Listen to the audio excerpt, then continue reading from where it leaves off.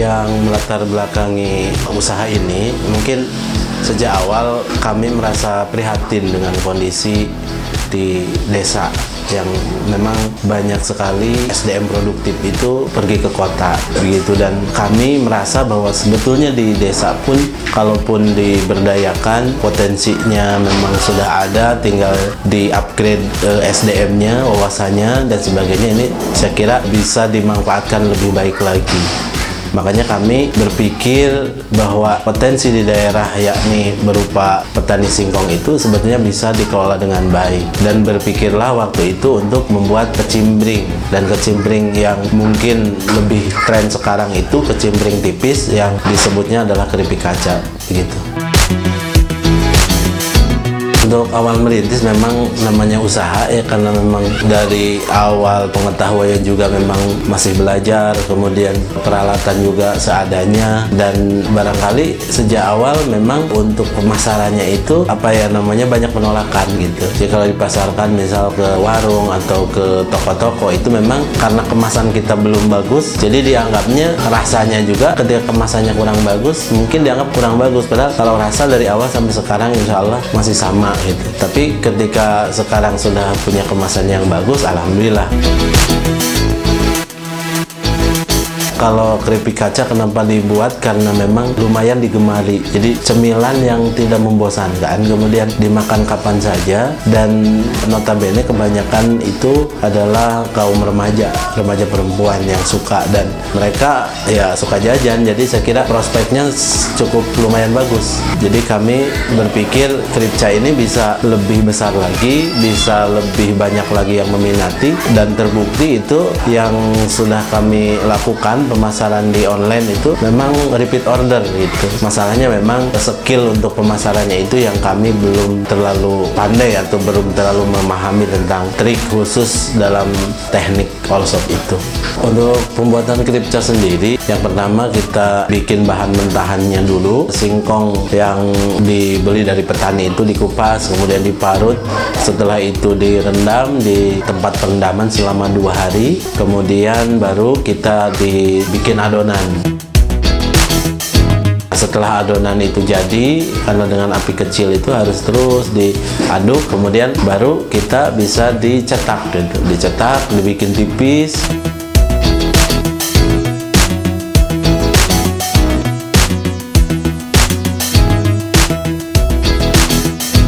Kita keringkan, kita jemur, kemudian setelah tipis, setelah kering dipotong lagi pakai gunting, itu dipotong segi 4 begitu. Kemudian setelah itu baru membuat kita bumbunya. Jadi bumbunya kita buat dulu dengan bumbu yang masak, tentunya dengan bumbu racik sendiri. Walaupun kita ada tambah-tambah bumbu dikit, tapi intinya bumbu yang kita punya insya Allah berbeda dengan yang lain. Kemudian setelah bumbu panas, setelah aromanya tercium, wanginya tercium, maka kita campur dengan kecimbring yang tipis tadi yang sudah dipotongi. Kemudian diaduk, dikuali. Setelah diaduk rata, baru masuk ke loyang untuk di oven sekitar 1 sampai 2 jam, bahkan kalau banyak gitu ya untuk ngopennya perlu waktu yang lumayan. Setelah itu baru dikemas. Oke, siap dikirim.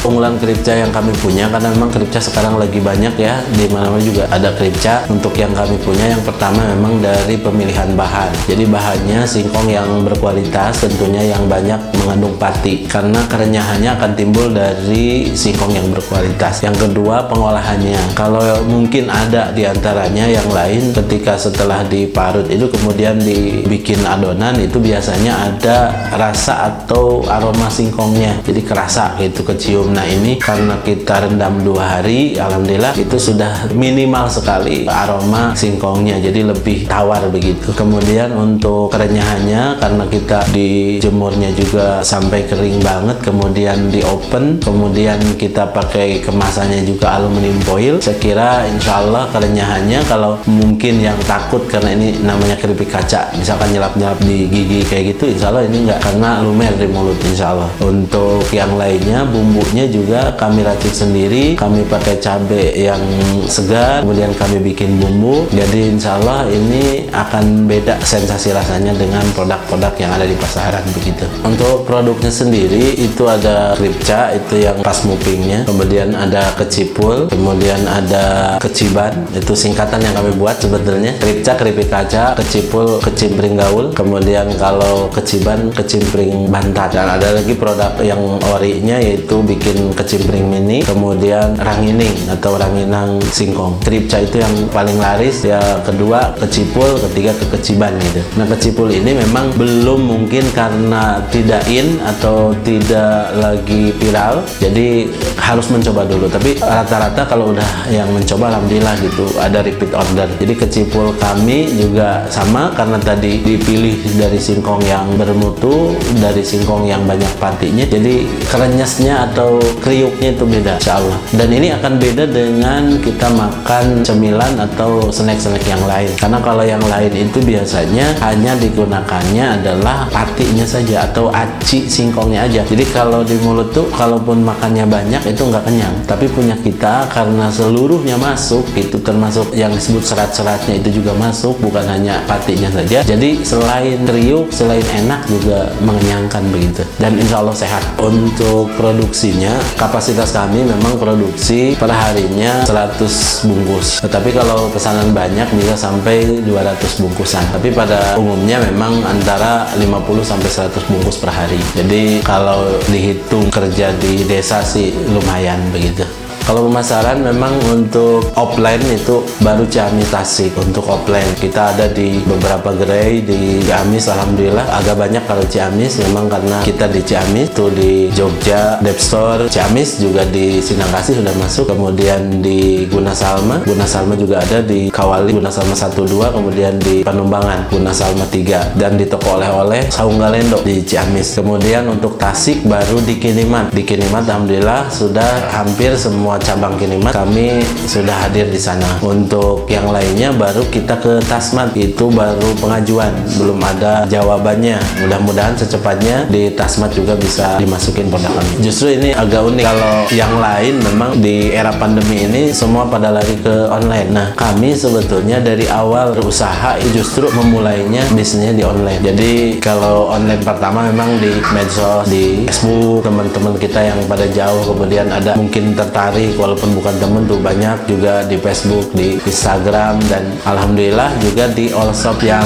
sekarang lagi in, misal di Shopee, di Tokopedia juga kami hadir. Tetapi memang penjualannya kurang signifikan, memang di situ perlu ada budget iklan dan lain sebagainya. Tetapi ada 2 all shop yang sampai hari ini alhamdulillah continue, setiap hari juga ada pesanan, yaitu yang pertama di Evermost yang platformnya Santri, itu dipasarkan melalui Evermost, alhamdulillah hampir setiap hari juga ada pesanan. Untuk yang kedua di platformnya all shopnya ASN, itu ada namanya Borongdong ID. Nah Borongdong ID ini dipasarkan oleh Borongdong ID sendiri kepada seluruh ASN. Jadi hanya ASN yang dapat mengakses aplikasi itu, dan dua-duanya alhamdulillah hampir setiap bulannya itu pemasukannya lumayan dari 2 all shop itu. Untuk selanjutnya kami juga menawarkan, kami juga open reseller, kemudian dropshipper, kemudian juga bisa agen gitu, dengan harganya tentunya insya Allah menjanjikan, karena kami punya harga yang cukup bagus. Untuk pemasaran kripca misal itu HET-nya sampai 17.500, tapi dari kami itu insya Allah bisa hampir setengahnya dari HET itu. Jadi sangat menjanjikan bagi teman-teman yang